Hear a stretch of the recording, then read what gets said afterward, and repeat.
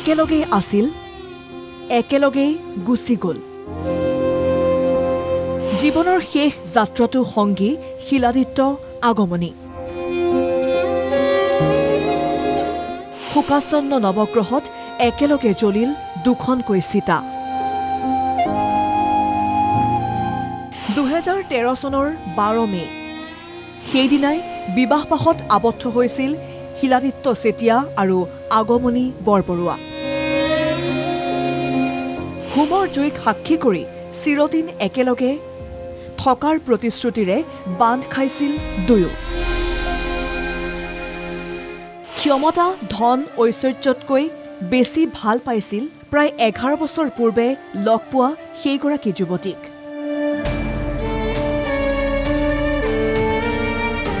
কিন্তু দুয়োৰে ভাল পোৱাত হেঙাৰ হৈ থিয় দিছিল এবিধ দুৰাৰোগ্য ৰোগে পত্নীৰ সেই দুৰাৰোগ্য ৰোগৰ বাবে নিজৰ সকলো কৰণীয় যেন বাদ দি পেলাইছিল IPS তথা ৰাজ্য চৰকাৰৰ গৃহ আৰু ৰাজনৈতিক বিভাগৰ সচিব শিলাদিত্য চেতিয়াই হাস্পতালখনে নিজৰ ঘৰ হিচাপে লৈছিল শিলাদিত্যই পত্নীৰ সেই দুৰাৰোগ্য ৰোগৰ কথা কাকোকেই জনাবলৈ বিচৰা নাছিল অকলেই চলাই গৈছিল পত্নীক ঘূৰাই অনাৰ সংগ্ৰাম কথাবোৰ কাক ক'ব কোনে শুনিব মানসিকভাৱে ভাগি পৰিছিল শিলাদিত্য চেতিয়া এক অকলশৰীয়া জীৱন কটাইছিল IPS বিষয়াগৰাকীয়ে অৱশেষত মঙলবাৰে 4:24 আহিছিল সেই দুখবৰটো আগমনী বৰবৰুৱা আৰু নাই খবৰটো পোৱাৰ লগে লগেই হৰক ভাঙি পৰিছিল শিলাদিত্যৰ মূৰত কি কৰিব কি নকৰিব উপায়ন্তৰ হৈ ICUৰ ভিতৰত থকা চিকিৎসক কৰ্মচাৰীক বাহিৰলৈ যাবলৈ অনুৰোধ কৰিছিল শিলাদিত্য চেতিয়াই চিকিৎসক আৰু নাৰ্ছক কৈছিল মই অলপ প্ৰাৰ্থনা কৰিম আৰু সেয়াই আছিল শেষ কথা তাৰ পিছত গুলিৰ শব্দ ব্যৱধান মাত্ৰ 10 মিনিট 4:34 নিজৰ সাৰ্ভিস ৰিভলভাৰটোৰে মূৰত গুলিয়াইছিল শিলাদিত্যই চিকিৎসক নাৰ্ছ ভিতৰলৈ গৈ দেখিছিল পত্নীৰ নিথৰ দেহৰ কাষতেই তেজেৰে তুমৰলি অৱস্থাত পৰি আছিল শিলাদিত্য চেতিয়াৰ মৃতদেহ দুটা দিন মৰ্গত নিজানে নিতালে শুই আছিল স্বামী পত্নীৰ মৃতদেহ কিয়নো জ্যেষ্ঠ ভগ্নী আহি পোৱা নাছিল আয়াৰলেণ্ডৰ পৰা এয়া শুকুৰবাৰৰ দৃশ্য উলুবাৰীৰ আৰক্ষীৰ মুখ্য কাৰ্যালয়ত শেষ শ্ৰদ্ধা জ্ঞাপন কৰাৰ উদ্দেশ্যেৰে সজাই পৰাই তোলা হয় কাৰ্যালয় চৌহদ দুপৰীয়া প্ৰায় 12:30 উলুবাৰীৰ মুখ্য কাৰ্যালয়লৈ হাস্পতালৰ পৰা লৈ অনা হয় শিলাদিত্য চেতিয়াৰ নশ্বৰ দেহ অশ্ৰুসিক্ত নয়নেৰে সকলোৱে বিদায় জনায় সহকৰ্মীগৰাকীক আৰক্ষী সঞ্চালক প্ৰধানৰ পৰা শীৰ্ষ আৰক্ষী বিষয়া গৃহ বিভাগৰ বিষয়া আত্মীয়ই শ্ৰদ্ধাঞ্জলি জ্ঞাপন কৰে সৎ সাহসী দক্ষ আৰক্ষী বিষয়াগৰাকীক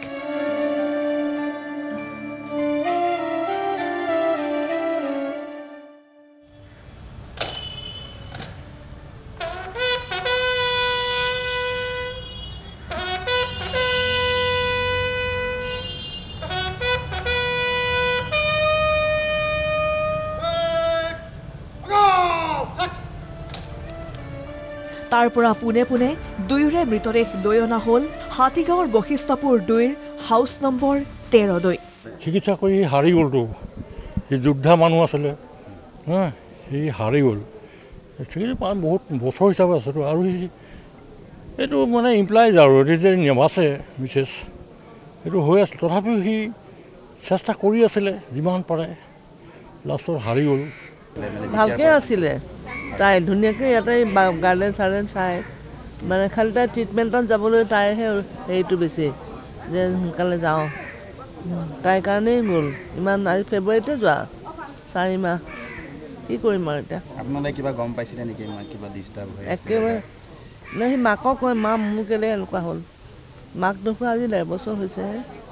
হাতীগাঁৱৰ বশিষ্ঠপুৰৰ ঘৰৰ পৰা স্বামী স্ত্ৰীৰ নশ্বৰ দেহ লৈ যোৱা হয় নৱগ্ৰহ শ্মশানলৈ